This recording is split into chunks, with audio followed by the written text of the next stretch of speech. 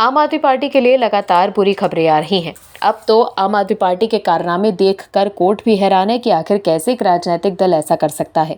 वहीं अब कोर्ट का चाबुक चलना भी शुरू हो गया है। लोकसभा चुनाव से पहले हो रहे इन खुलासों से आम आदमी पार्टी की मुश्किलें बढ़ सकती हैं। पार्टी के मुखिया अरविंद केजरीवाल के लिए जवाब देना भी मुश्किल हो गया है। आम आदमी पार्टी के मुखिया केजरीवाल पर तमाम तरह के कथित भ्रष्टाचार के आरोप लग चुके हैं। जमीन से होते हुए दारू की दवाई तक के भ्रष्टाचार झेल चुकी केजरीवाल सरकार पर अब शिक्षा के क्षेत्र में भी भ्रष्टाचार का आरोप लगने लगा है।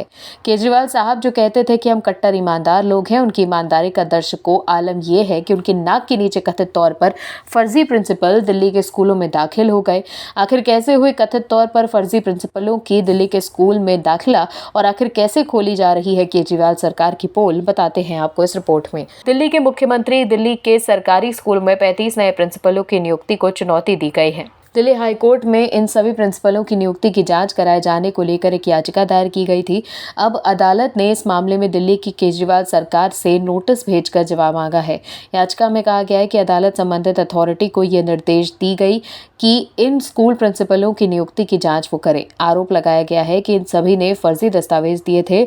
अदालत में कार्यकारी मुख्य न्यायाधीश मनमोहन और जस्टिस मननीत PS अरोड़ा की बेंच ने दिल्ली सरकार के अलावा यूनियन पब्लिक सर्विस कमीशन और प्रिंसिपलों ने भी इस याचिका पर जवाब मांगा है। अदालत में इस मामले की सुनवाई 8 जुलाई को होगी। इस PIL में आरोप लगाया गया है कि इन सभी 35 अभ्यर्थियों ने किसी तरह से मैनेज किया और खुद को गलत तरीके से प्रालगा लेक किया और साथ ही इसकी नियुक्ति गैर कानूनी तरीके से हुई थी। याचिका में कहा गया कि दिल्ली सरकार का शिक्षा विभाग इन सभी द्वारा दिए गए दस्तावेज की स्क्रूटनी करने में पूरी तरह नाकाम रहा। इस PIL में आरोप लगाया गया कि इन सभी 35 अभ्यर्थियों ने किसी तरह मैनेज किया और खुद को गलत तरीके से प्रेजेंट किया। याचिका में कहा गया है कि दिल्ली सरकार का शिक्षा विभाग इन सभी द्वारा दिए गए दस्तावेज की स्क्रूटनी करने में पूरी तरह नाकाम है। इसकी वजह से इनकी गलत तरीके से नियुक्ति हुई और सुनवाई के दौरान याचिकाकर्ता नवेंदु चैरिटेबल ट्रस्ट के वकील ने दावा किया कि उनके पास कुछ अन्य प्रिंसिपलों को लेकर भी सबूत मौजूद है।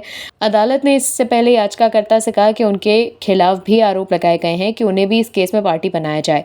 तो देखा आपने कैसे आम आदमी पार्टी अब नई मुसीबत में फंस गई है। और भी वीडियोस देखने के लिए चैनल को सब्सक्राइब करें और बेल आइकन को दबाएं।